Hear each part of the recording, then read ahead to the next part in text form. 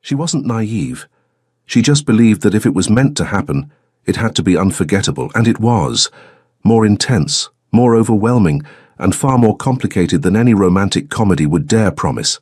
Because sometimes, the right man appears out of nowhere, and brings exactly the kind of chaos that makes a heart lose all reason. The wine arrived before the courage did. Mia Thomas wrapped her fingers around the glass and watched the deep red swirl under the amber lights of the hotel bar. She hadn't planned to come down tonight.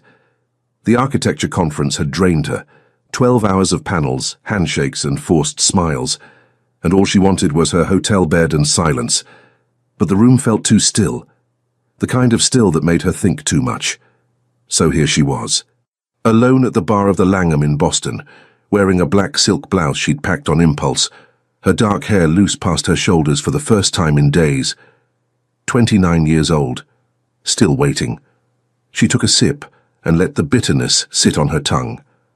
Her parents had loved each other since college, the kind of love that filled a room when they walked in together, that made her father reach for her mother's hand at dinner 40 years later, like it was the most natural thing in the world. She grew up inside that love, wrapped in it, shaped by it, and somewhere along the way she decided she wouldn't settle for anything less. She turned down David Herrera junior year, said no to the lawyer her mother's friend introduced at Thanksgiving, smiled politely at every man who tried at every party, every work event, every blind date her friends arranged with increasing urgency. None of them made her chest tighten. None of them made her forget what she was about to say. At 23, the waiting felt romantic. At 26, it felt principled. At 29, sitting alone in a hotel bar on a Tuesday night, it felt like something she might need to explain to a therapist. She finished half the glass. The bartender wiped the counter nearby, unhurried. A jazz trio played something soft in the far corner, the bass vibrating faintly through the wooden bar top beneath her forearms. That was when she felt it. Not a sound, not a movement, a weight. The unmistakable sensation of being watched by someone who wasn't trying to hide it. If this story is touching your heart, show your support. Leave a like, subscribe to the channel, and share it with your friends. Every action helps us keep bringing you new stories full of emotion. She looked up. Across the bar, a man held her gaze without apology. Tall, even sitting she could tell.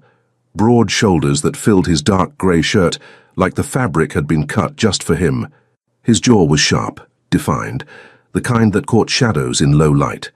He had to be around 40, maybe just past it, and there was nothing boyish left in him. Everything about his face looked deliberate, as if someone had taken their time carving each angle. He didn't smile, didn't look away, just held her eyes with a stillness that made the noise around them go quiet.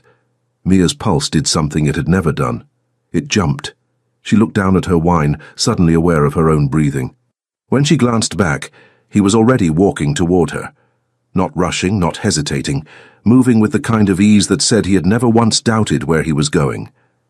He sat on the stool beside her and signaled the bartender without taking his eyes off her. "You looked like you were about to have a conversation with that glass." His voice was low, unhurried, with a warmth that didn't match the sharpness of his face.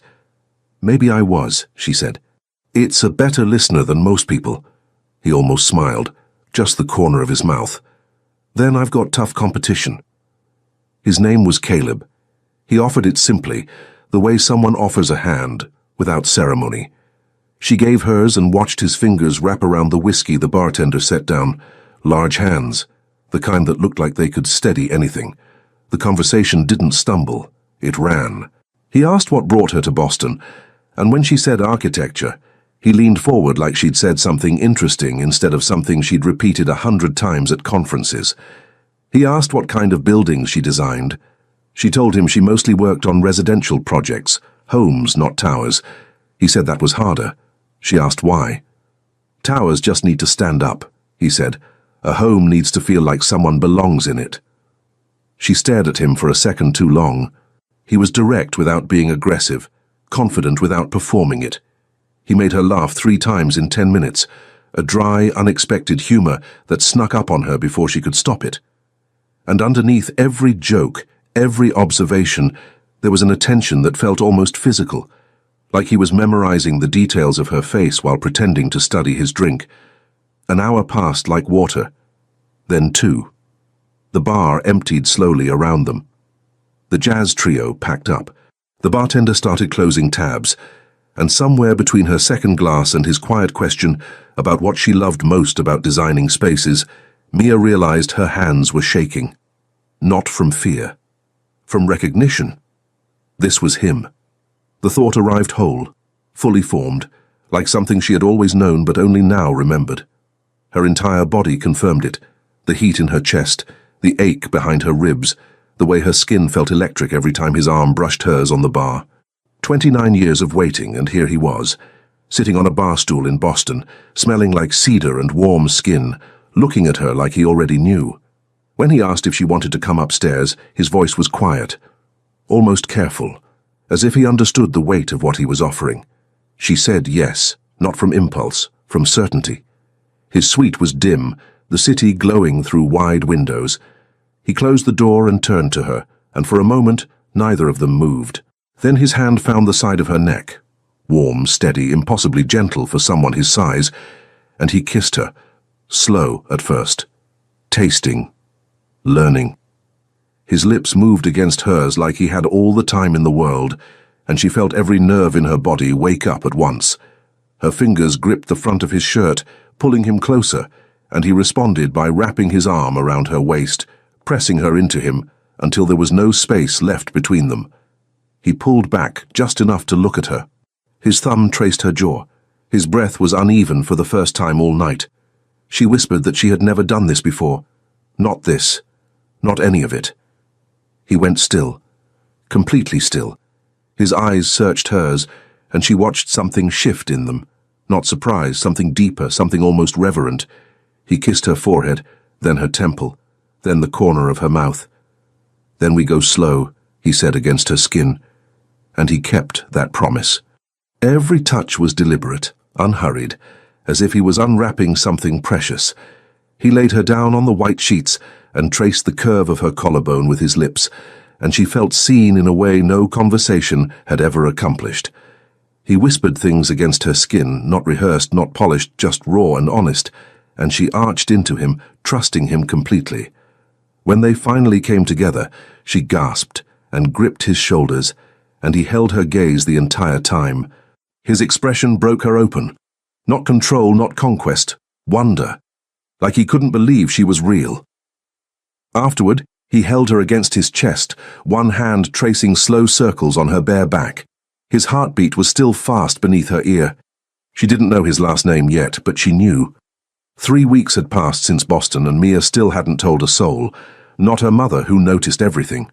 Not Jess, her best friend since high school, who would have screamed into the phone for a full minute before demanding every detail. Not even her sketchbook, where she usually left traces of the things she couldn't say out loud. Some things were too new to share, too fragile, like wet plaster that needed time to set before anyone touched it. She sat cross-legged on her bed in the penthouse, phone in hand, rereading the last string of messages for the third time that morning. Caleb had texted at 6 a.m., earlier than usual, just 2 lines. "Couldn't sleep. Kept thinking about what you said about doorways." She had told him, somewhere around midnight the night before, that she believed doorways were the most important part of any home. Not walls, not windows, doorways, because they were the moment of transition, the exact point where someone decided to come in or walk away. He remembered everything she said. Every offhand comment, every half-finished thought she abandoned mid-sentence. He picked them up and carried them into the next conversation like loose threads he intended to weave into something. She typed back, "What about doorways kept you up?" His reply came fast, "Trying to figure out if you were talking about architecture or something else." She smiled, bit her lower lip, typed and deleted 3 responses before settling on, "Maybe both." This was what the last 3 weeks had been. A slow daily unraveling. After that night in Boston, they had exchanged numbers with the kind of quiet formality that felt almost absurd given what they'd shared hours before. He kissed her at the door of his suite, long and slow, his hand cradling the back of her head. Told her he wanted to see her again. She said she wanted that too, and meant it with a ferocity that startled her. But he lived in Washington. She lived in New York. And for now, the distance filled itself with words. They talked every night, sometimes for 20 minutes, sometimes for 2 hours. His voice through the phone became the last sound of her day, low, steady, occasionally interrupted by a dry comment that made her laugh into her pillow so her parents wouldn't hear. He told her about his work in broad strokes, investments, partnerships, companies he built from the ground up. She told him about her projects, the brownstone renovation in Brooklyn that was eating her alive, the client who wanted floor-to-ceiling windows in a north-facing room and couldn't understand why the light would never work. He listened like her problems mattered. Not politely, not waiting for his turn. Actually listened the way her father listened to her mother, leaning into the words. That comparison unsettled her. She pushed it away every time it surfaced, because thinking about her parents while thinking about Caleb created a strange collision in her chest she wasn't ready to examine. Her parents, Richard and Diane Thomas, married 34 years and still incapable of being in the same room without gravitating toward each other. Her father was a force, tall, commanding, the kind of man who built a real estate empire through handshakes and stubbornness. He loved two things without condition, his wife and his daughter, and he protected both with an intensity that sometimes crossed the line from devotion into control. Mia knew that line well. She'd watched 3 potential boyfriends retreat after a single dinner with her father, not because he threatened them, he didn't need to. He simply sat at the head of the table, asked pointed questions about their ambitions and values, and watched them shrink. The ones who couldn't hold his gaze didn't deserve hers. That was his philosophy. She used to believe it. Now, at 29, she wondered if the test was designed so that no one could pass. Her mother saw it differently. Diane had a way of observing the household like a gardener watching weather. Quiet, patient, intervening only when the storm actually hit. She never contradicted Richard in public, but Mia had heard the firm murmur of her mother's voice behind closed doors more times than she could count, followed by her father's silence. Diane Thomas was the only person alive who could make Richard Thomas stop talking. "You're glowing." Mia looked up. Her mother stood in the doorway of her bedroom, arms crossed, head tilted, wearing that half-smile that meant she already had a theory. "I'm reading." "You're smiling at your phone like it just proposed to you." Mia locked the screen. "It's a funny article." Diane raised one eyebrow, held it for 2 full seconds, then walked away without pressing. That was her mother's gift, knowing exactly when to leave a door open instead of walking through it. That evening, Caleb called earlier than usual. His voice had a different edge to it, not tense, anticipatory. "I have something coming up," he said. "Business trip. I'll be in New York for a week staying at a friend's place. Old partner of mine. We're working on launching a new venture together. He offered his penthouse while we hash out the details." Mia's heart kicked. "New York?" I should have led with that part. She laughed, a real breathless laugh that she felt in her stomach. "When?" "Next week. Monday." She pressed the phone closer to her ear, as if she could shrink the distance through sheer pressure. He was coming. After 3 weeks of screens and voices, he would be in the same city, close enough to touch. "I want to see you," he said, simply. No games. "I want that too." A pause. She heard him exhale slowly, and something about that single breath, controlled, deliberate as if he was steadying himself, told her he was just as undone by this as she was. He just hid it better. They talked for another hour. He described the view from his office in Washington, the way the Potomac looked at sunset, when the light hit the water at a low angle. She told him about the cornice detail she'd finally gotten right on the Brooklyn project after 6 failed attempts. He said he admired people who could fail 6 times and still care about getting the 7th one right. "That's not admirable," she said. "That's just stubbornness." Same thing. She fell asleep that night still holding the phone, his last message glowing on the screen. 6 more days. She counted every one. Monday was coming. And with it, the man who had turned her longest wait into her clearest answer. She didn't know yet that his arrival would bring something far more complicated than a reunion, that the friend whose penthouse he was borrowing had a face she saw every morning across the breakfast table, that the partner he spoke of with such respect was the same man who had spent 29 years making sure no one was good enough for her. She didn't know any of that yet. All she knew was that her heart was full, and Monday couldn't come fast enough. The elevator chimed at 11:42 on a Monday morning, and Mia's life split cleanly in two. She was standing in the kitchen, barefoot, spreading cream cheese on a bagel with the careless precision of someone who had done it 1,000 times in that same spot. Her hair was twisted up with a clip, and she wore an old college sweatshirt that hung past her hips. She wasn't expecting anyone. Her father had mentioned his business partner would arrive sometime before lunch, and she hadn't thought twice about it. The name was familiar the way wallpaper is familiar, always there, never examined. She had heard it in phone calls, at dinner parties, in her father's office conversations that blurred into background noise. A name without a face, a business associate she had simply never met. The elevator doors opened directly into the penthouse foyer, the way they always did for expected guests whose access had been cleared downstairs. She heard her father's voice first.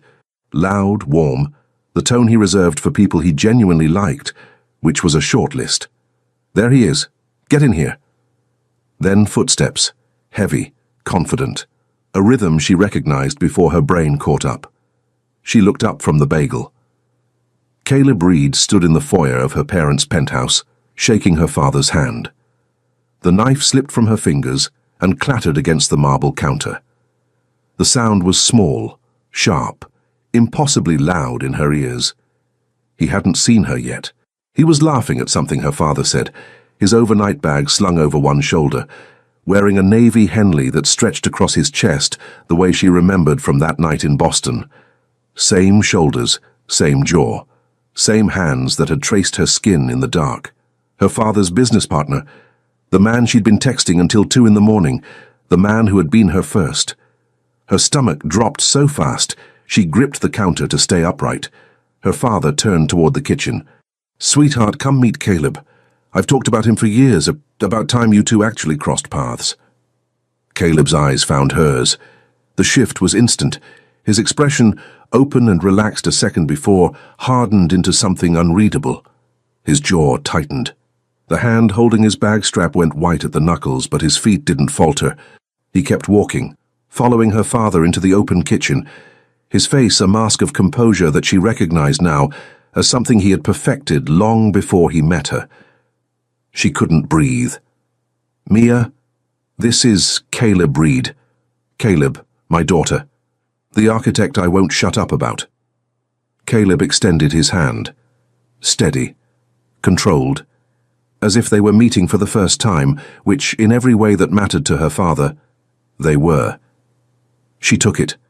His palm was warm. His fingers closed around hers with a pressure that said everything his face wouldn't. "I didn't know. I swear I didn't know." "Nice to meet you," she managed. Her voice came out thin, polished, a performance she didn't know she was capable of. "Likewise." One word. Low. Flat.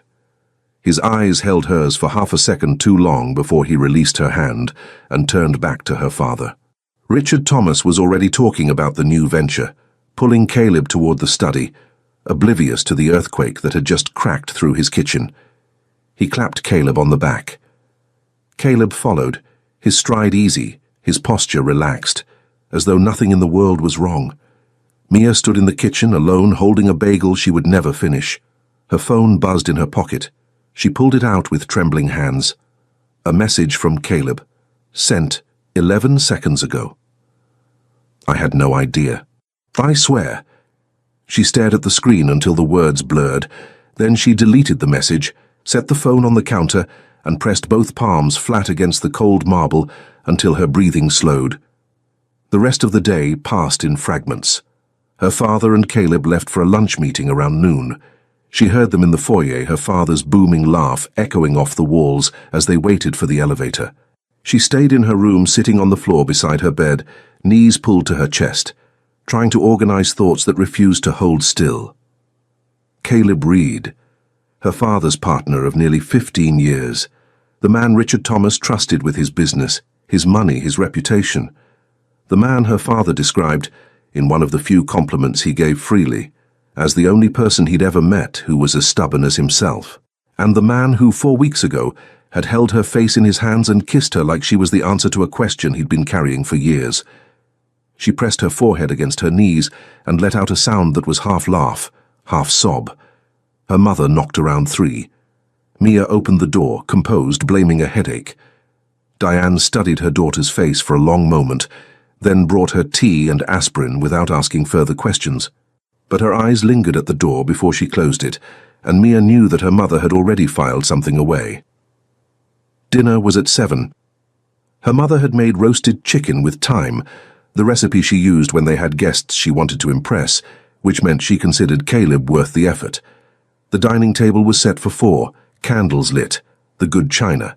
Mia changed twice before coming to the table, settled on a simple black top and jeans, nothing that tried too hard, nothing that revealed the chaos underneath.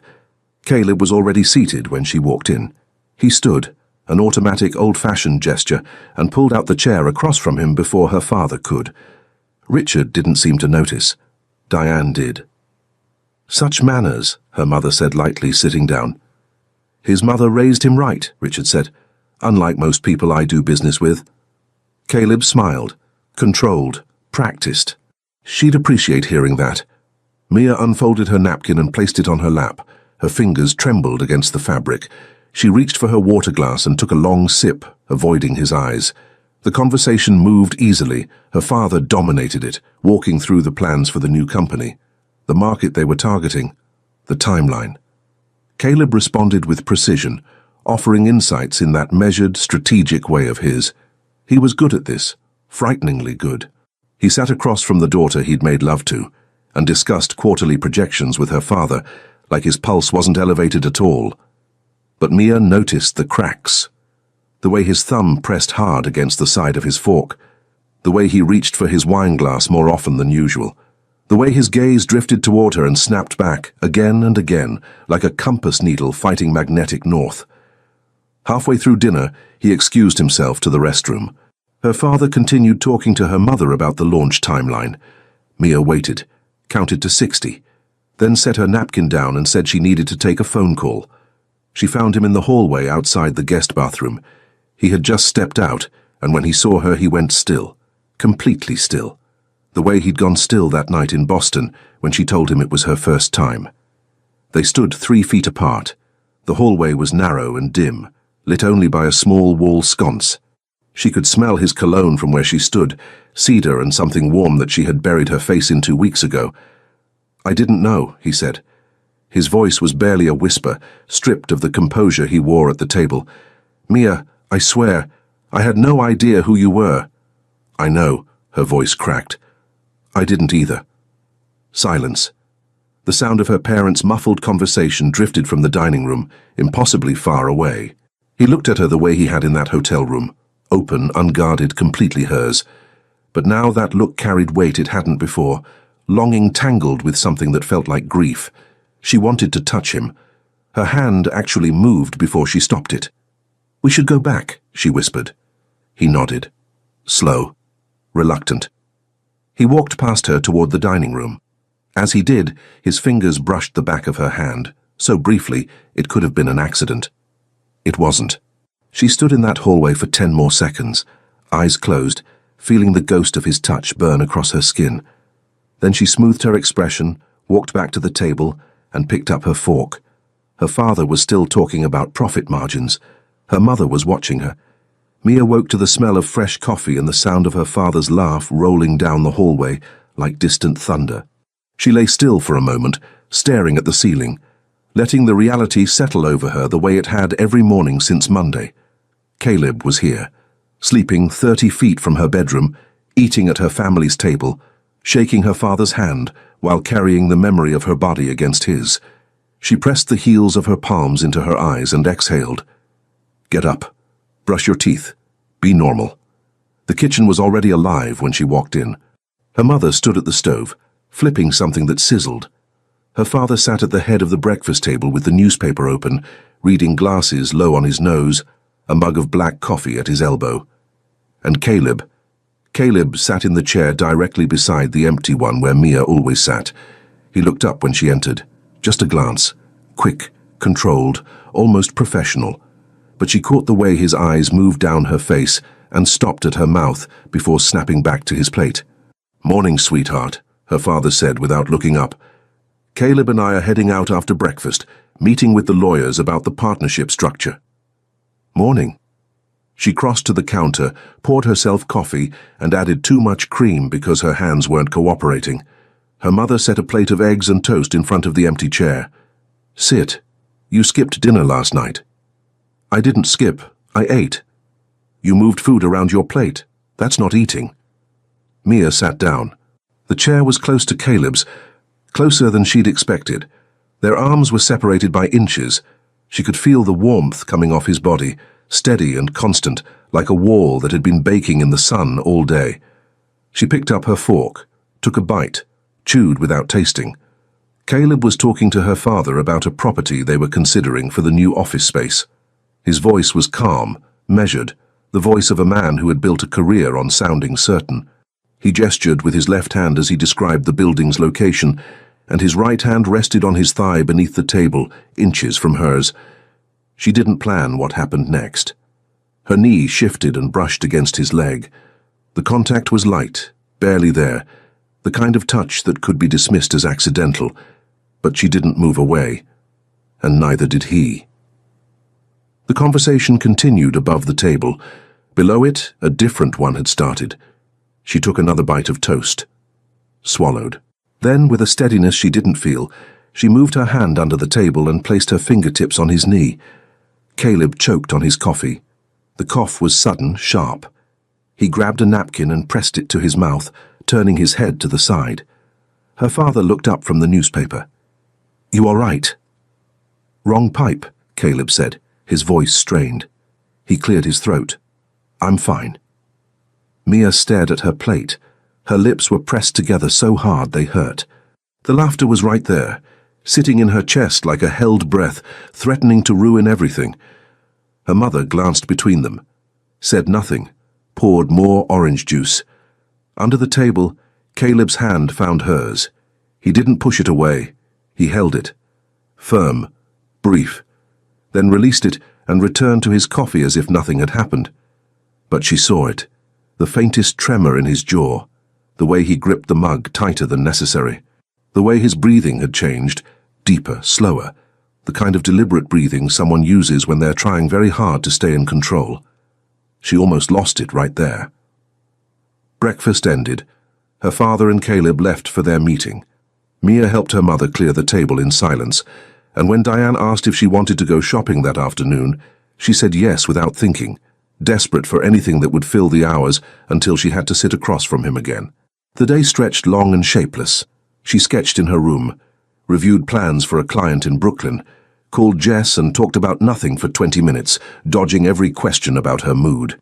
She took a shower at 5 and stood under the water until it ran cold, trying to wash the tension out of her muscles.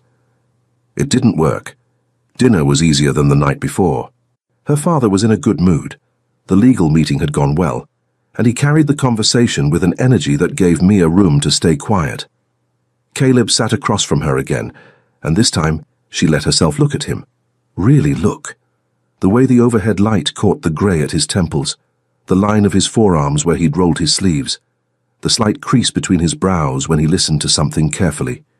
He caught her looking once, held it for a beat, then picked up his glass and drank, and she could see his throat move as he swallowed. After dinner, her parents settled into the living room.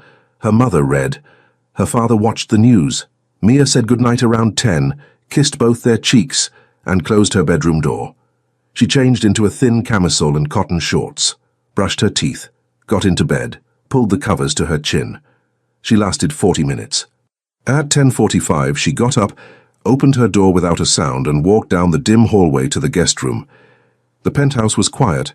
Her parents' bedroom door was closed, the faint blue light of the television flickering beneath it. She knocked. 2 soft taps. The door opened almost immediately, as if he'd been standing right behind it, as if he'd been waiting.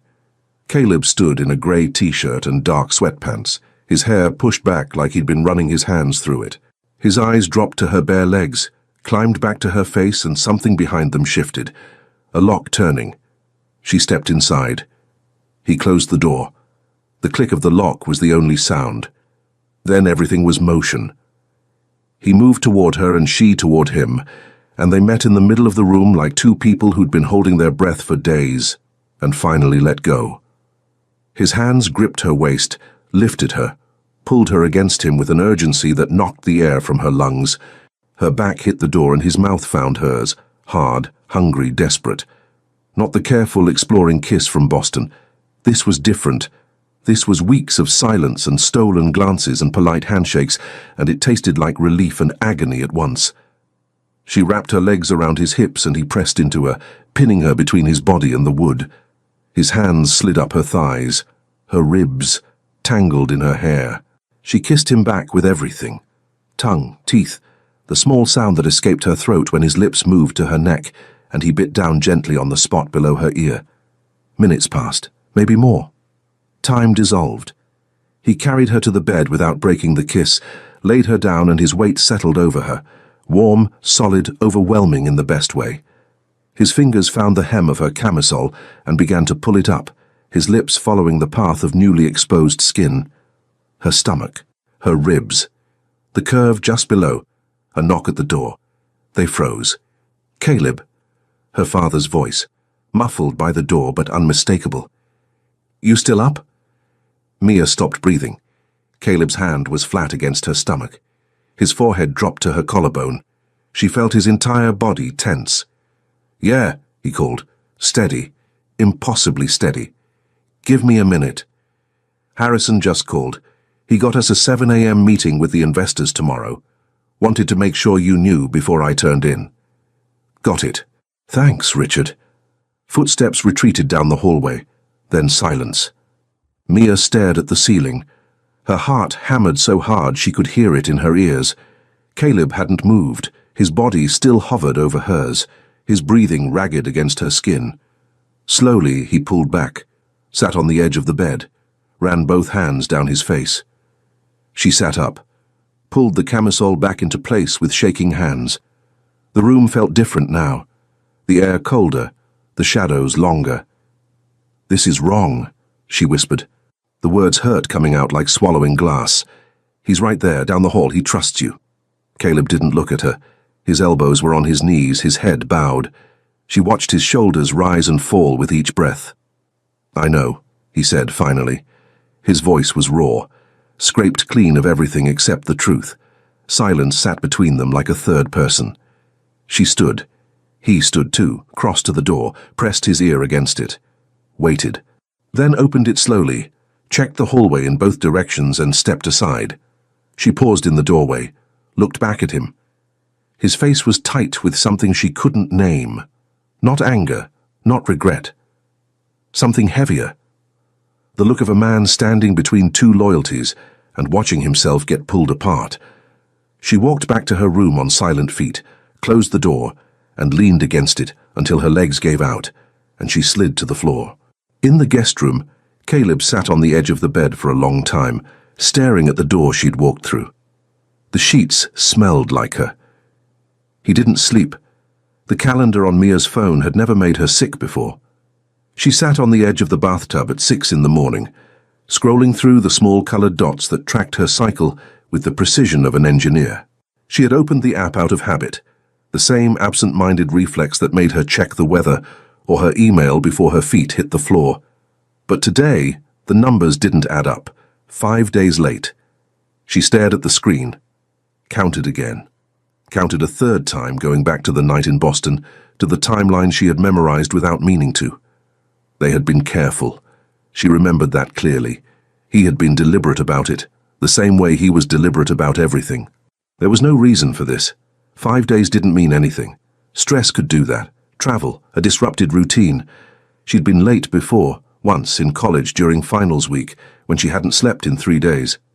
She set the phone down, brushed her teeth, pulled her hair back, looked at herself in the mirror and told herself it was nothing. By 10 o'clock, the nothing had become a roar. She couldn't focus. The client drawings open on her laptop blurred into meaningless lines. She typed the same email twice and deleted it both times. Every few minutes her hand drifted to her stomach, a reflex she couldn't explain and couldn't stop. At noon, while her parents were out and Caleb was at a meeting downtown, she grabbed her purse, took the elevator to the lobby and walked 4 blocks to the nearest pharmacy. The fluorescent lights hummed overhead as she stood in the aisle, staring at a row of boxes that all promised answers in 3 minutes or less. She picked one, paid with cash, walked home fast, her heels clicking against the sidewalk like a metronome counting down something she wasn't ready for.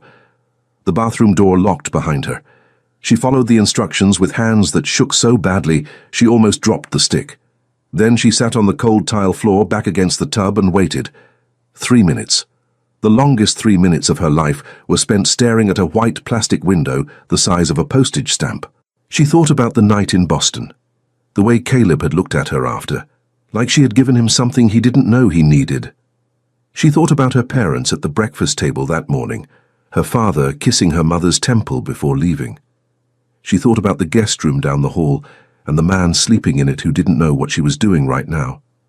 The second line appeared slowly, faint at first, then unmistakable, positive. The bathroom tile was cool against her palms when she pressed them flat on the floor. She heard herself breathing, short, shallow gasps that echoed off the marble walls. Her vision blurred. She blinked and felt tears run down both cheeks simultaneously, dropping onto her collarbone, soaking into the neck of her shirt. She wanted this baby. The thought arrived before the panic, before the logic, before the 1,000 reasons it was impossible. Deep in the center of her chest, beneath the fear and the shock and the nausea that was now partly morning sickness and partly terror, there was a warmth she couldn't deny. She wanted this baby. And the father was the most forbidden man in her world. She sat on that floor for 20 minutes. Then she washed her face, wrapped the test in tissue, buried it at the bottom of the bathroom trash, and called the nearest lab. The appointment was at 4:30. A blood draw. Results available the next morning. She drove herself, parked 2 blocks away in case anyone she knew was nearby, and sat in a waiting room full of strangers while a woman in scrubs tied a rubber band around her arm and inserted a needle she barely felt. "We'll call when it's ready," the technician said, "usually by 9 a.m. Mia nodded, drove home, parked in the building garage, sat in the car for 5 minutes with the engine off, gripping the steering wheel. Then she went upstairs and pretended to be fine. Dinner that night was a performance she barely survived. Her mother had ordered Italian from the restaurant downstairs, pasta, bread, a salad that Mia pushed from one side of the plate to the other without lifting the fork. Her father talked about the investor meeting. Caleb offered analysis with his usual precision. Her mother asked about the Brooklyn project. Mia answered in monosyllables. "You're quiet tonight," her father said, not unkindly. "Just tired." She forced a half smile. "Long day at the drafting table." As she said it, her eyes betrayed her. They moved to Caleb, fast, involuntary, like a hand reaching for a railing mid-fall, and then away. The glance lasted less than a second, but it carried everything she couldn't say. Caleb saw it. His fork paused midway to his mouth. He set it down slowly, his expression unchanged, but something behind his eyes shifted. She recognized the look. He was reading her the way he read contracts, looking for the clause that changed everything. She excused herself before dessert, kissed her mother's cheek, told her father good night, didn't look at Caleb. In her room, she changed into pajamas and got into bed with the lights off, though sleep was the last thing her body was willing to give her. She lay on her back, one hand resting on her stomach, feeling nothing yet but imagining everything. A baby. His baby. A child conceived in a hotel suite in Boston, between 2 people who didn't know they were entangled in each other's families, who didn't know that the stranger across the bar was the one person in the world who could turn everything upside down. At 11:15, a knock came at her door. Soft, careful, the knock of someone who didn't want to be heard by anyone else. She knew who it was without asking. Mia. His voice, barely above a whisper, slipped through the gap beneath the door. "I know something's wrong, please." She closed her eyes. Her hand tightened on the sheet. "Please open the door."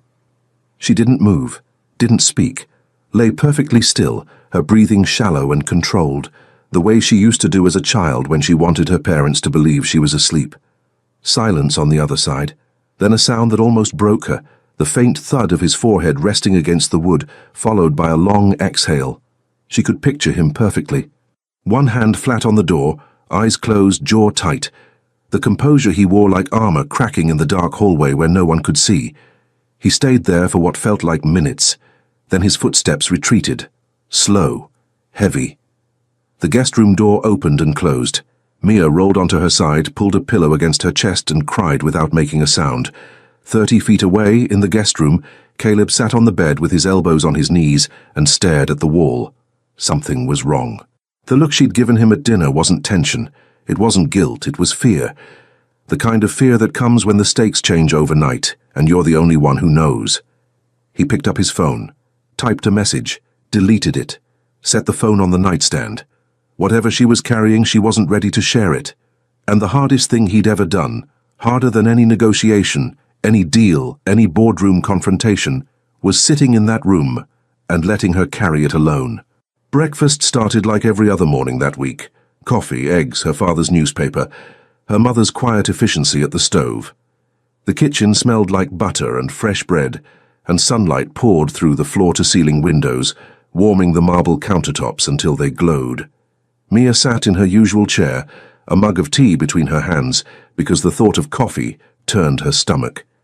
Caleb was beside her, close enough that she could feel his presence like a low-frequency hum. He hadn't mentioned the door, hadn't texted, had simply appeared at breakfast with the same controlled expression he always wore, though the shadows under his eyes told her he hadn't slept either. Her father buttered his toast and talked about the weather. Her mother refilled the orange juice, and for a few fragile minutes the morning felt almost normal. Then Rosa walked in. Rosa had worked for the Thomas family for 12 years, a quiet, efficient woman who managed the household with the precision of an air traffic controller. She approached the table holding the cordless house phone, her expression mildly apologetic for the interruption. "Miss Mia, there's a call for you." Mia glanced up. "Who is it?" They didn't say. "A medical office, I think." The tea mug froze halfway to her lips. "Take a message, please." "I'll call back." Rosa nodded, stepped into the hallway and spoke briefly into the phone.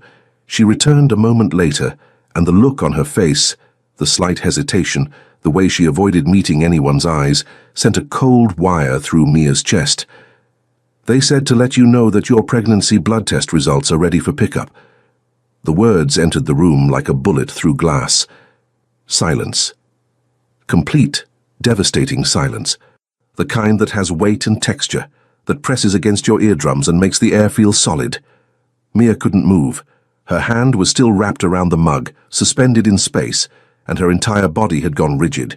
Every muscle locked, every nerve firing at once, screaming at her to run while her legs refused to cooperate. Her father set down his toast. "Mia." His voice was low, not a question, a demand. "Explain." She couldn't look at him, couldn't look at anyone. But her eyes moved on their own, drawn by gravity or instinct or the desperate need to not be alone in this moment, and found Caleb. He was staring at her, not with shock, not with the controlled mask he'd been wearing all week. His eyes were wide and burning with something fierce, something raw, something she had never seen on his face before. His jaw was clenched so tight she could see the muscle jumping beneath his skin. His hands gripped the edge of the table. She couldn't read it. Anger? Fear? She didn't know. The tears came before she could stop them, hot and fast, blurring the kitchen into smears of light and color. She pushed back from the table, the chair scraping against the floor with a sound like a gasp, and ran. Down the hallway, past the living room, into her bedroom. The door slammed behind her, and the lock turned with a click that echoed through the penthouse like a verdict. She pressed her back against the door and slid to the floor, knees drawn to her chest, sobbing so hard she couldn't breathe. The phone was in her hand. She didn't remember grabbing it.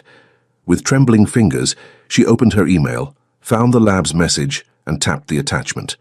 The screen loaded slowly. Line by line, the results appeared. Positive. HCG levels consistent with approximately 5 weeks of pregnancy. She let the phone fall to the carpet, pressed both hands over her mouth and cried into them, her body shaking against the door. Outside she heard raised voices, her father's, sharp and commanding, her mother's, lower, trying to mediate. Then footsteps, her mother's heels clicking down the hallway. A knock. "Sweetheart, open the door." "I need to be alone, Mom." Her voice came out wrecked, barely recognizable. "Please, just give me a minute." A pause. "I'm right here when you're ready." The heels retreated. More voices from the kitchen, her father's anger escalating, a door opening and closing. Then her mother's footsteps following his, out toward the elevator, her tone firm and insistent, pulling him away before he could reach his daughter's door in the state he was in. Quiet settled over the penthouse. Then a different knock, heavier, lower on the door, as if the person on the other side had his forehead pressed against the wood. "Mia, it's me," Caleb's voice, stripped bare. No composure, no strategy, no careful distance, just him. "Open the door, please."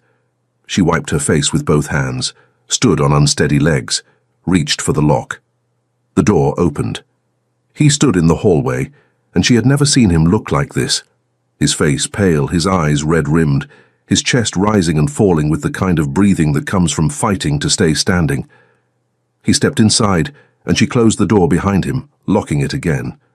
For a moment, they just stood there, 2 feet apart. The room was small with both of them in it, her unmade bed, the curtains half drawn, the morning light cutting across the carpet between them. She held up her phone. The email was still open, the results glowing on the screen. He took it, read it once, twice. His eyes moved between the screen and her face, back and forth, as if he was trying to reconcile 2 realities that shouldn't exist in the same room. She waited, her arms wrapped around herself, her shoulders hunched, bracing for rejection the way she'd braced for it her whole life, quietly, internally, with a dignity that cost her everything. Caleb set the phone on her dresser. Then he dropped to his knees. Not slowly, not gracefully. He just went down right there on the carpet, like his legs had given out. His hands found her hips, and he pulled her toward him, pressing his face against her stomach. She felt his breath through the thin fabric of her shirt, warm, unsteady, shaking.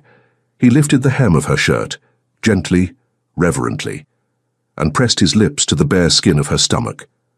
The first kiss was soft, almost a whisper. He moved slowly, left of her navel, then below it, then the center, covering every inch of skin with a tenderness that broke something open inside her chest. His hands held her steady at the waist, his thumbs tracing small circles against her hip bones, and she felt his lips tremble against her skin. She couldn't see through the tears. She tangled her fingers in his hair and held on, her body shaking with sobs that had nothing to do with sadness and everything to do with the overwhelming, staggering relief of not being alone. He stood, cupped her face in both hands, tilting it up toward his. His thumbs wiped the tears from her cheeks, smearing them across her skin. His eyes were glassy and fierce at the same time. "I want you," he said. His voice cracked on the last word. He swallowed hard. "I want you, and I want this baby. I have been in love with you since the night you sat down at that bar and told me a wine glass was a better listener than most people." She laughed, a wet, broken laugh that came out tangled with a sob. "I love you." The words fell out of her like they'd been waiting at the door for weeks. "I love you so much I don't know what to do with it." He kissed her, not like the hallway, not like the guest room. This was different, deep and slow and aching, the kind of kiss that holds an entire future inside it. His hands moved from her face to her waist, pulling her against him until there was no space left. She gripped the front of his shirt with both fists and kissed him back with everything she had been holding since the moment she saw him step out of that elevator. He locked the door behind them. She heard the click and felt no guilt this time, no fear. He laid her on the bed and took his time. Every gesture was a declaration, the way he traced the line of her jaw with his thumb, the way he kissed the hollow of her throat and whispered her name against her pulse point. He undressed her slowly, his lips following every new inch of skin, and she arched into him, pulling him closer, needing him closer. When they came together, she gasped, and he caught the sound with his mouth, kissing her through it. He moved slowly, watching her face with an intensity that made her feel like the only person who had ever existed. His hand found hers and pinned it gently above her head, their fingers intertwined against the pillow. Afterward they lay tangled together, her head on his chest, his arm wrapped around her. His free hand rested on her stomach, flat, warm, protective. "I'm going to talk to your father," he said. Not a question, a decision already made. She pressed closer to him. "He'll be furious." "I know.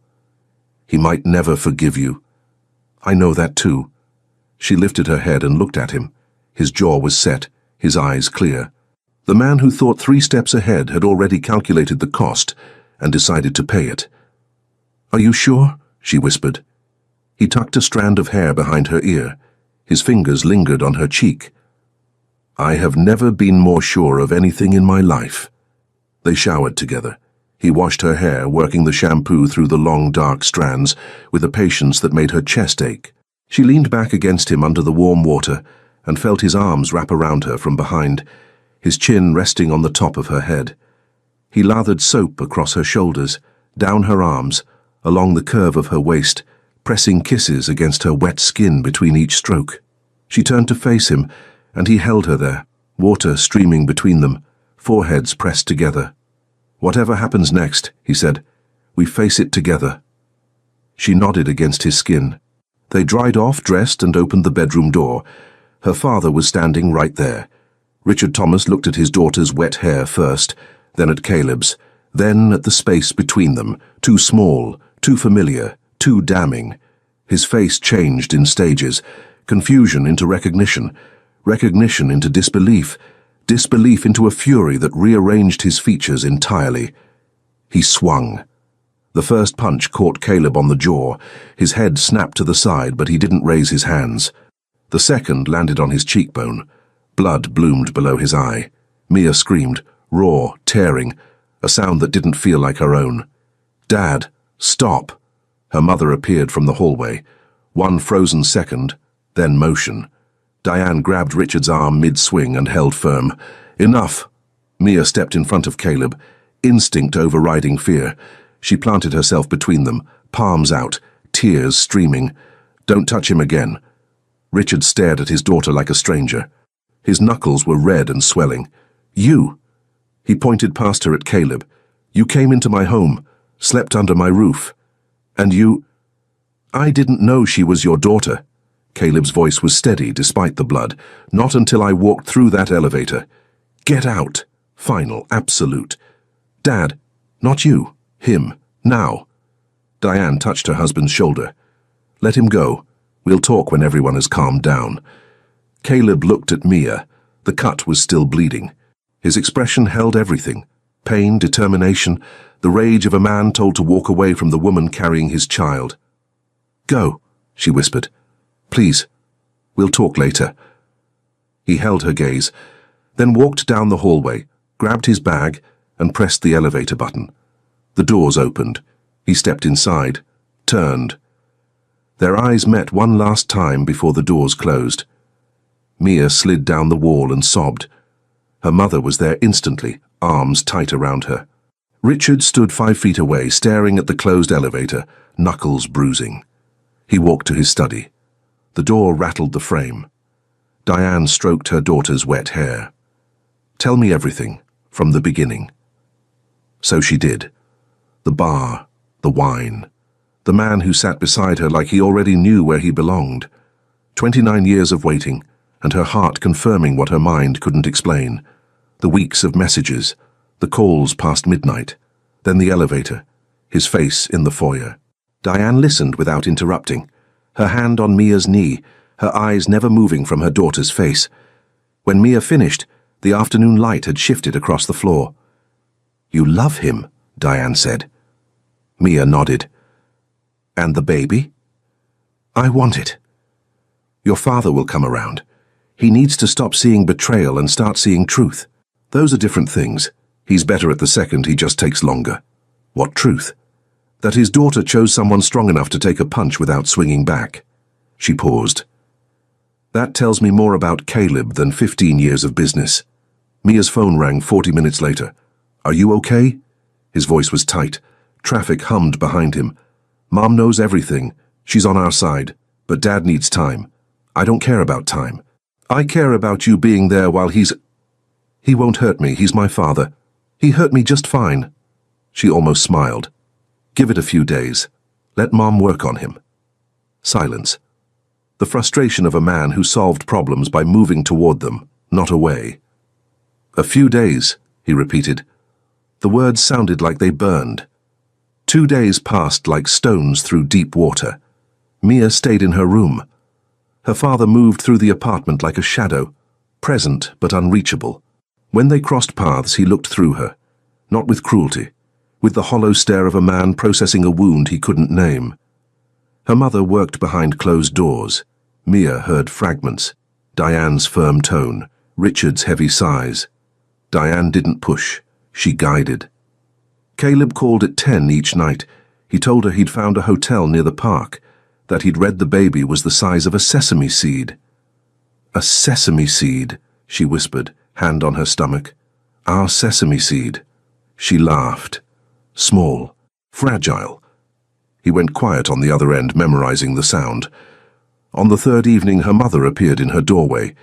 Your father will sit down tonight, all 4 of us. He agreed. Diane nodded. He's not happy, but he's willing to listen. Mia called Caleb. He answered before the first ring finished. Come to the apartment, 8 o'clock. She heard him exhale, long, slow, shaking. I'll be there. Caleb arrived at 7:55. When the elevator opened, Mia saw the fading bruise on his cheekbone first, yellow-green at the edges, a reminder of what this reunion had already cost. He wore a dark shirt, no tie, and his jaw carried the resolve she recognized from the night they met, the look of a man who had decided what he was willing to lose. Her father sat in the living room armchair. Diane was on the couch. Mia stood by the window, arms crossed, heart hammering in her fingertips. Caleb walked in and sat across from Richard without waiting to be invited. No pleasantries. He met Richard's eyes directly, the way you face something you've been preparing for. Tell me, Richard said. 2 words, flat as a closed door. Mia spoke first. The bar, the connection, the weeks of calls. She kept her voice steady, though her hands trembled. Then Caleb filled in his side, arriving at the penthouse, the shock, the impossible collision of the woman he was falling for with the daughter of his oldest partner. Richard listened in silence. His jaw worked slowly, grinding something invisible. His eyes moved between them, sharp, assessing, cataloguing every detail the way he catalogued business proposals, looking for the flaw. When they finished, the room held its breath. Richard leaned forward, elbows on knees. He looked only at Caleb. If you insist on this, I will dissolve every piece of business between us. Every company, every share, every dollar. 15 years. Gone. The silence was enormous. Mia felt her stomach drop. She knew the numbers. The shared ventures were worth tens of millions. Walking away would be devastating, especially for Caleb, who had built half his career on this partnership. She looked at him. He hadn't moved, hadn't blinked. Then, dissolve it. No hesitation, no calculation behind his eyes. He said it the way he said everything that mattered, simply as if the answer had been obvious long before the question. Your daughter and our child are the priority of my life. Take every share. Mia pressed her hand over her mouth. The tears came fast. Richard stared at him. Something shifted, the hard edge of suspicion cracking against the weight of sincerity. He had designed this test to measure the man in front of him, and the man had passed without flinching. Do you love her? With everything I have. Richard turned to his daughter. His voice softened for the first time in 3 days. And you? With everything I am. Richard looked at his wife. Diane held his gaze with quiet certainty. 34 years of trust behind her eyes. She didn't nod, just looked at him the way only she could. He exhaled, a breath that carried every fear he'd held since the day his daughter was born. Then we figure this out. Together. Mia crossed the room and wrapped her arms around her father's neck. He held her, tight, fierce, the embrace of a man learning to let go. Over her shoulder, he extended his hand to Caleb. Caleb took it. The handshake lasted longer than any deal they'd closed. When it ended, Richard walked to the window and stayed there with his back to the room. Nobody interrupted. Some things need to be swallowed in private, even when the room is full. Diane made tea. The simple act of boiling water brought the apartment back to something resembling normal. They sat together, and the conversation that followed was quieter, slower. Richard asked questions he wanted answers to, not weapons. When was the due date? Where they would live? What the plan was? Caleb answered with the precision Richard recognized from years of boardrooms. But underneath, Mia could see the tension leaving his shoulders, the controlled relief of a man who'd walked in prepared to lose everything and walked out with what mattered most. At the door, Richard stopped him. The partnership stays. His voice was gruff. I said what I said to see what you'd do. Caleb looked at him. I know. I meant what I said too.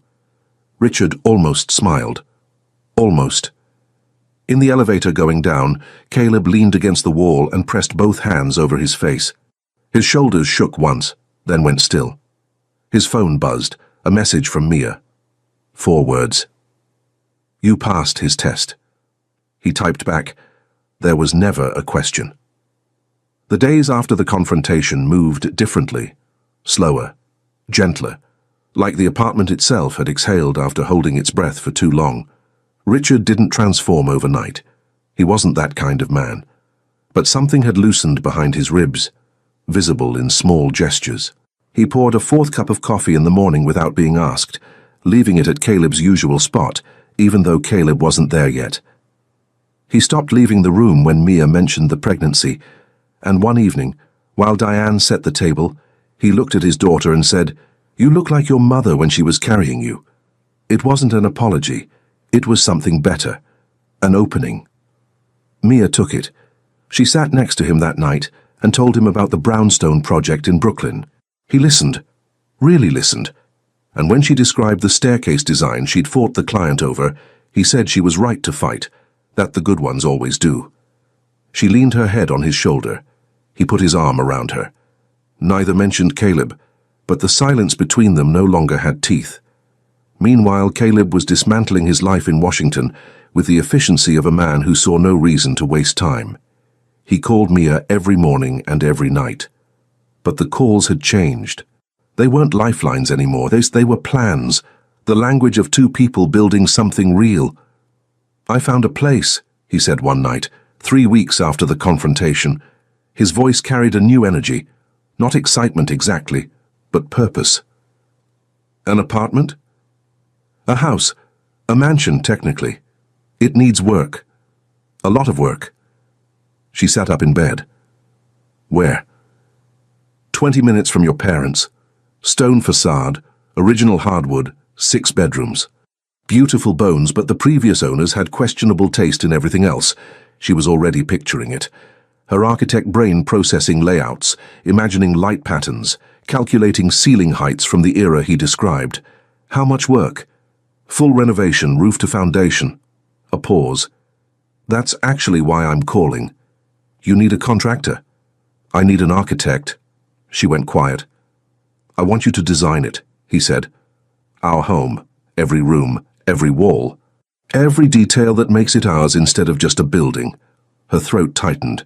She pressed her hand against her stomach, a habit now unconscious, and blinked hard. You haven't even seen my portfolio.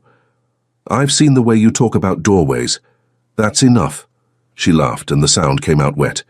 You're impossible. Is that a yes? It's a yes. He moved to New York the following week. The transition was seamless on the surface.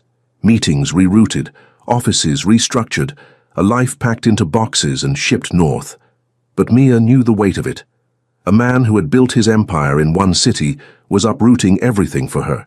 He never framed it as sacrifice, but she felt it every time he mentioned canceling a Washington dinner to be closer for her next checkup. The mansion was everything he described, and worse. She stood in the front hall on her first visit, 7 weeks pregnant and slightly nauseous, staring at wallpaper that looked like it had been chosen by someone who hated joy. It's hideous, she said. Caleb leaned against the doorframe, arms crossed, watching her with barely concealed amusement. That's what the architect is for. She walked through every room, running her fingers along original moldings, window casings, wide plank floors that groaned beautifully underfoot. Despite the dated finishes, the house had presence.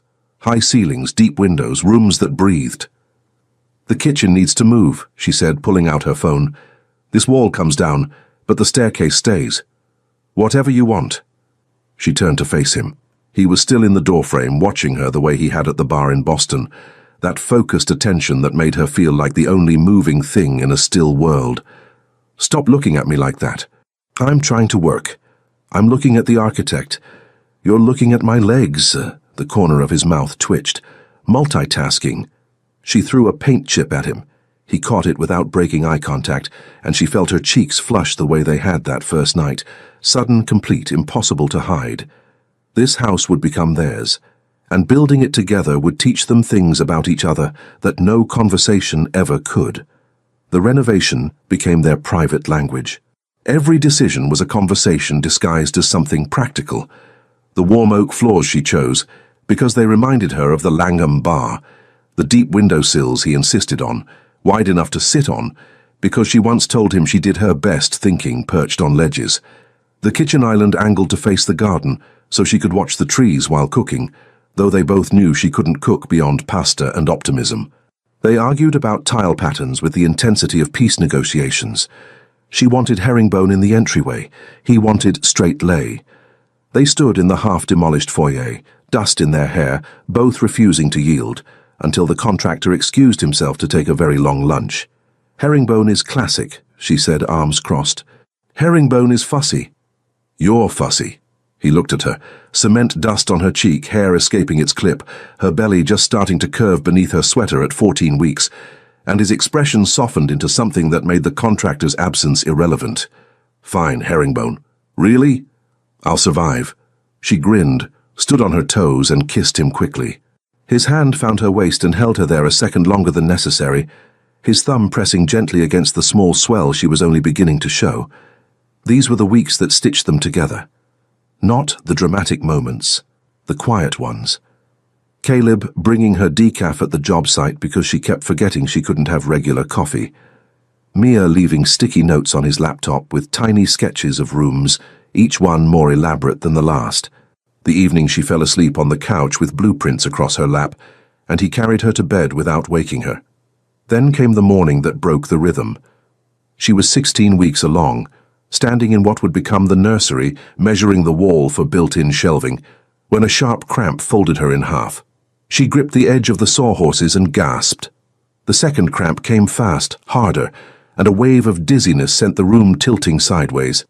The contractor found her sitting on the floor, pale, both hands pressed to her stomach. He called Caleb, who was across town in a meeting.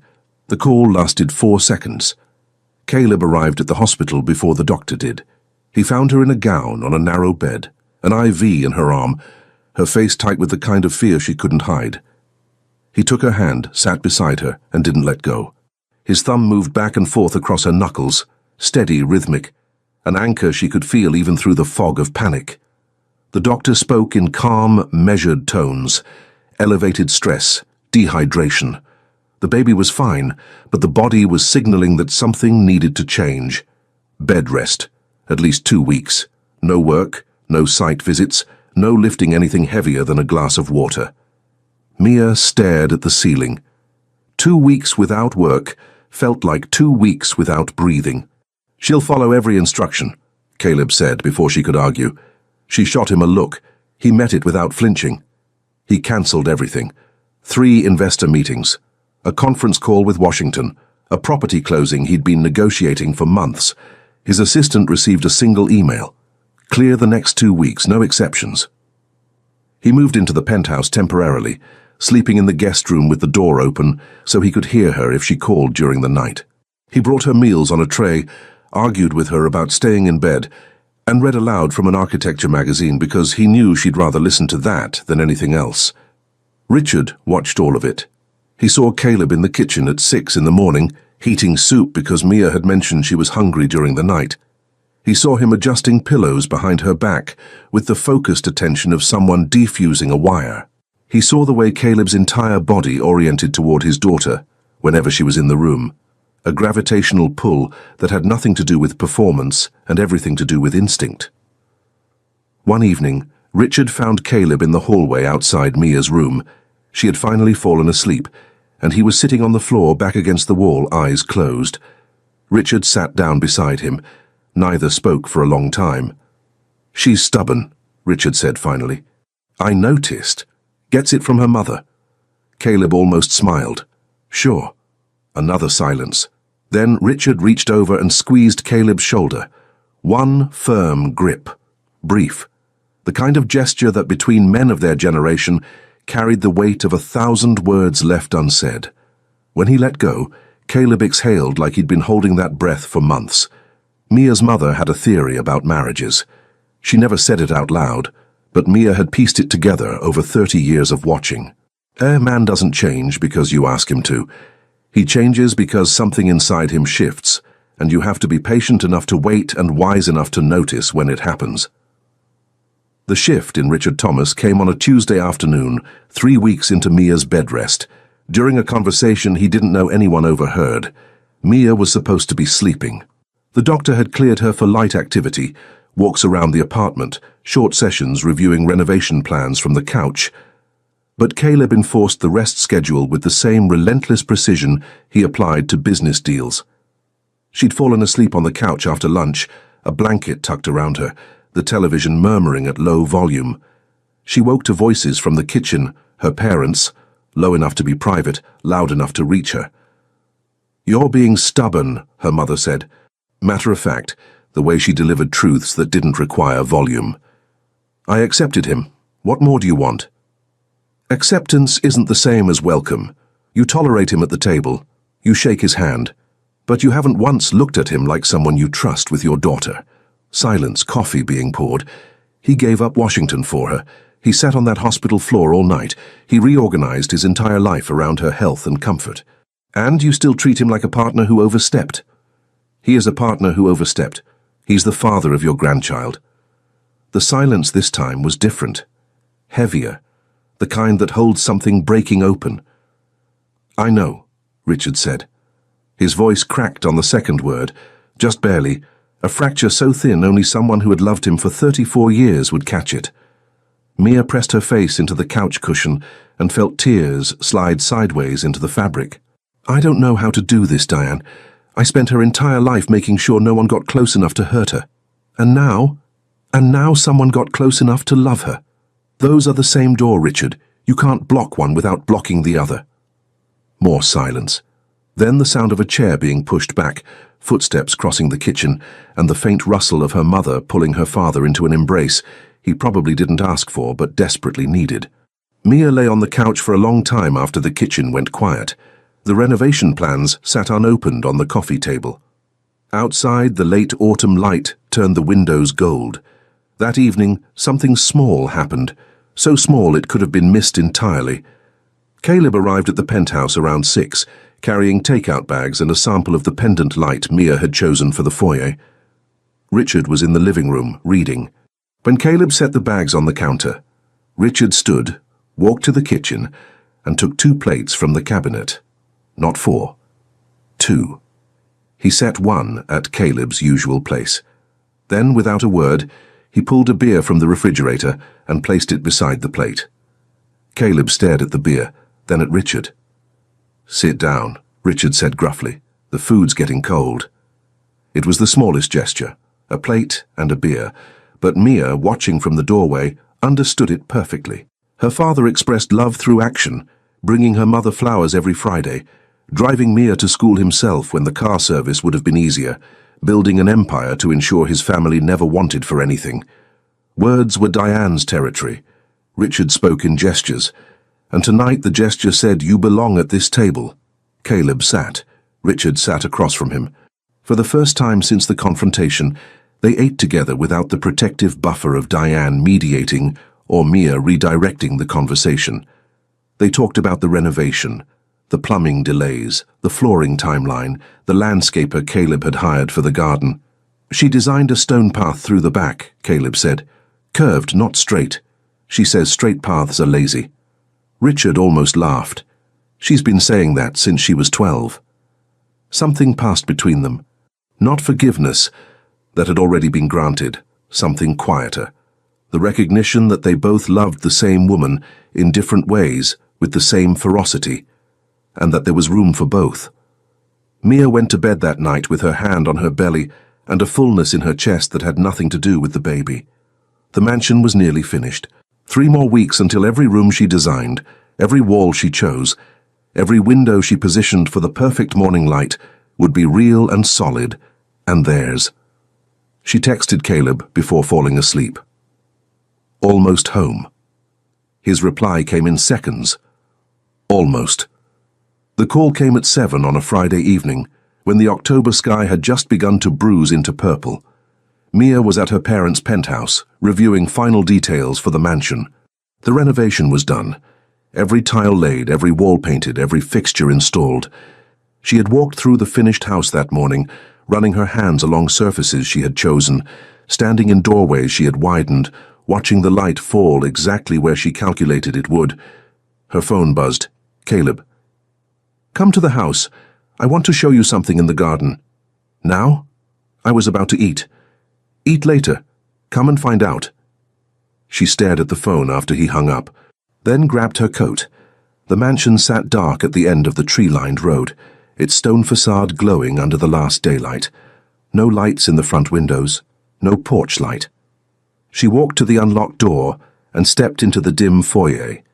The pendant light she'd chosen, the hand-blown glass she and Caleb argued about for 2 weeks, hung unlit above her. The house smelled like fresh paint and something else, warm, waxy, candles. She followed the scent through the living room, past the kitchen island angled toward the garden, to the back door. Through the glass, she saw it, her stone path, the one she had designed on a Sunday morning in pajamas, sketching the curve by hand because she wanted it to feel organic, not engineered. She had chosen each stone herself, planted the trees that lined it one by one during a September afternoon, when the air smelled like cut grass and beginning. Tonight, the path was lined with dozens of candles in glass holders, their flames steady in the windless air, a corridor of warm light that curved through the garden exactly as she had drawn it, following the slope, weaving between the young maples, disappearing around a bend before emerging into the clearing at the far end. She pressed her hand over her mouth, pushed open the door, cool air on her face, the smell of wax and damp earth.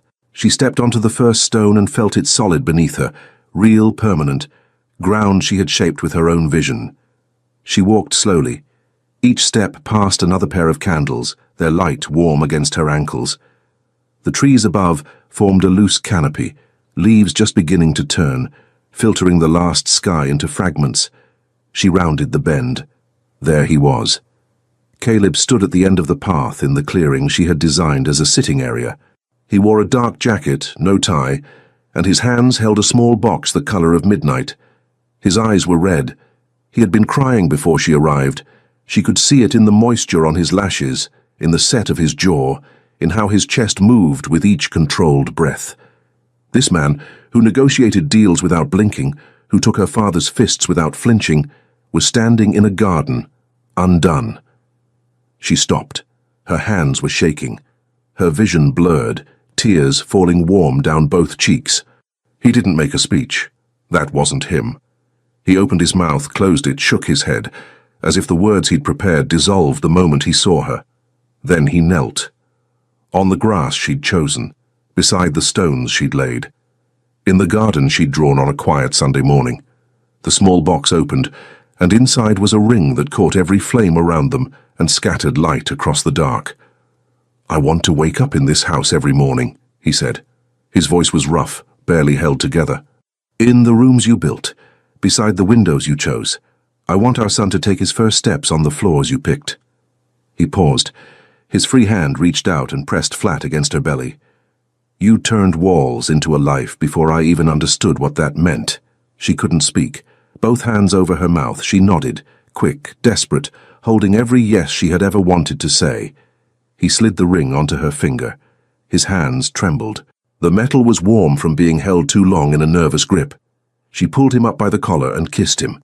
Hard, messy, tasting of salt and relief and the future. His arms wrapped around her, careful of the belly between them, and held her so tightly she felt his heartbeat against her own. They stayed like that, two people in a garden of candles, surrounded by the house she built and the life they'd chosen, his chin on the top of her head, her fingers gripping the back of his jacket like he might disappear. He didn't.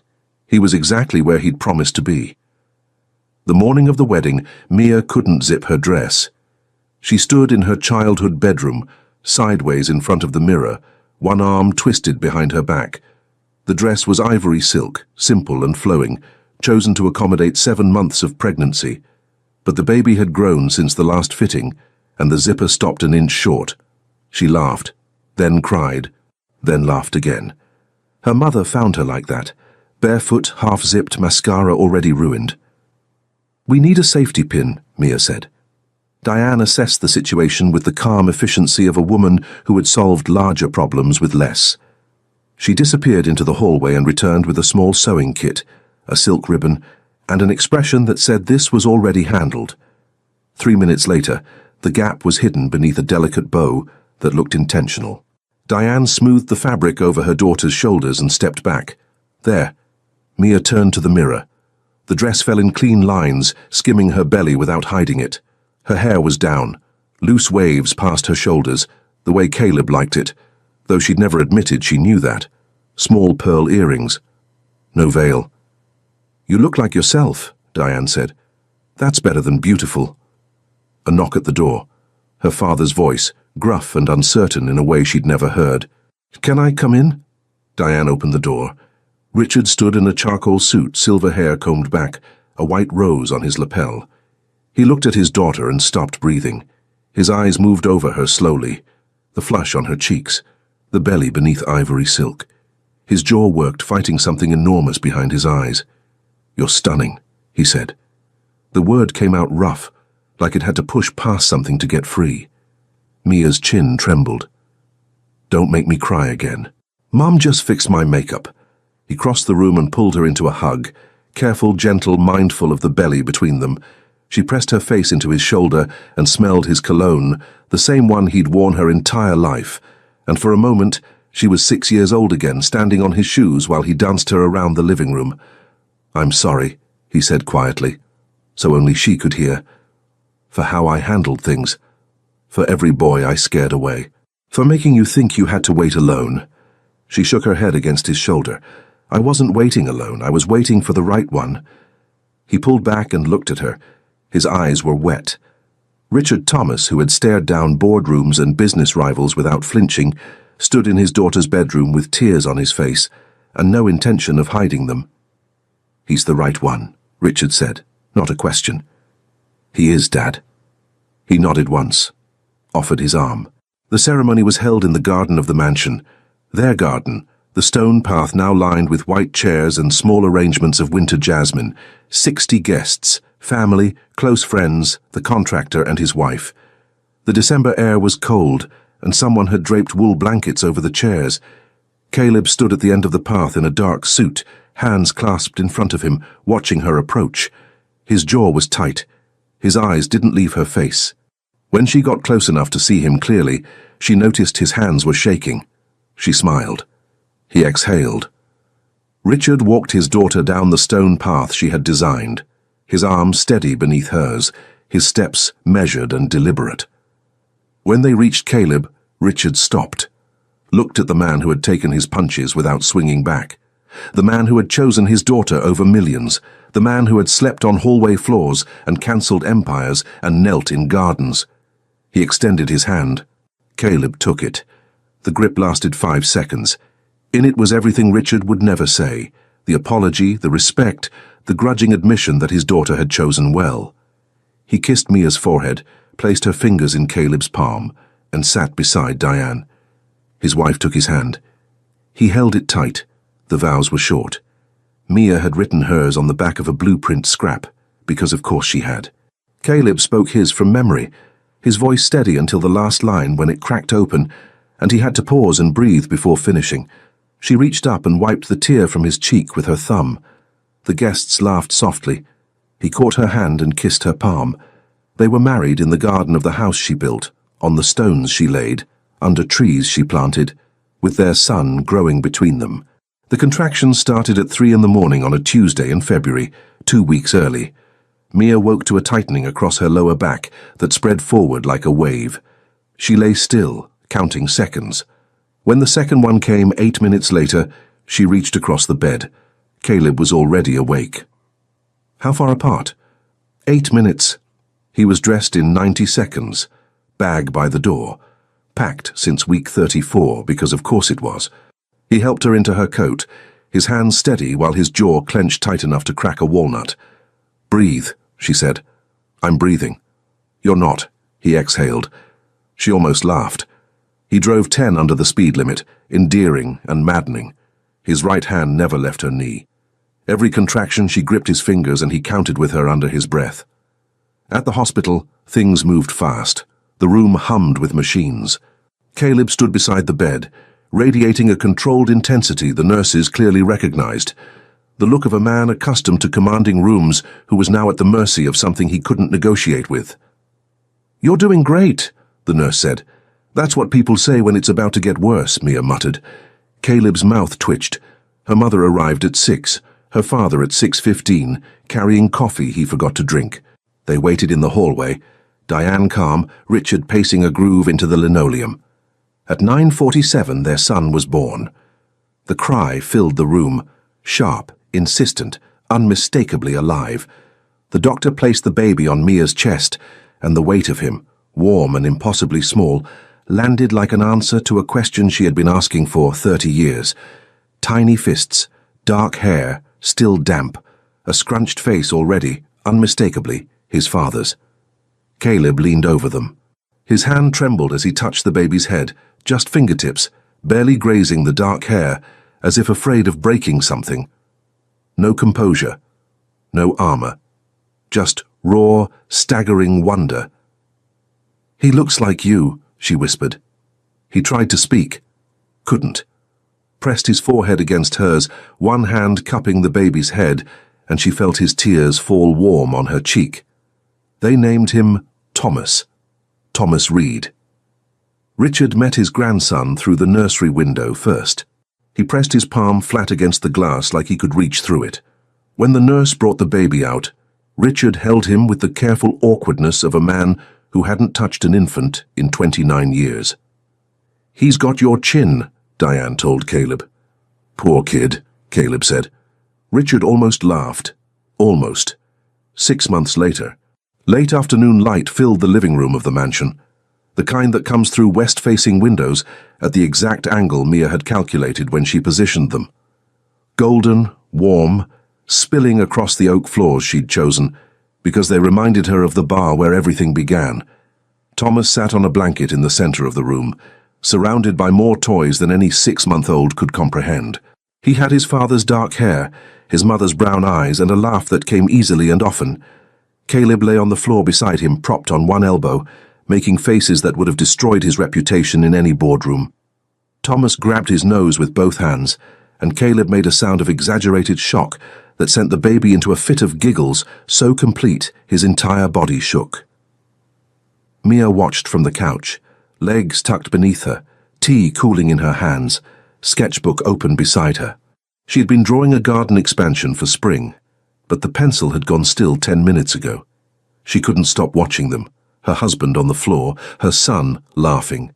The room she designed holding them both in light she had planned for, but never imagined would feel like this. She thought about the bar in Boston, the wine she ordered without expectation, the man who sat beside her and changed everything with nothing more than his presence and a comment about wine glasses. She thought about the wait, 29 years of saying no, of wondering if something was wrong with her, of watching her parents love and fearing she'd never find her own. And then the certainty, sudden, whole, undeniable, not arriving with fanfare but with quiet recognition, like turning a corner and finding the door you forgot you were looking for. Thomas shrieked with laughter. Caleb looked up from the floor, the baby's fist wrapped around his nose, and grinned. That rare, unguarded grin she first saw in a hotel room in Boston and had been collecting ever since. She smiled back. The wait had been worth every second. Leave your comment and share this story with someone special. It truly helps us keep bringing new stories to you. And if you want to follow every chapter of this emotional journey, subscribe to the channel and turn on the notification bell. Your support makes all the difference.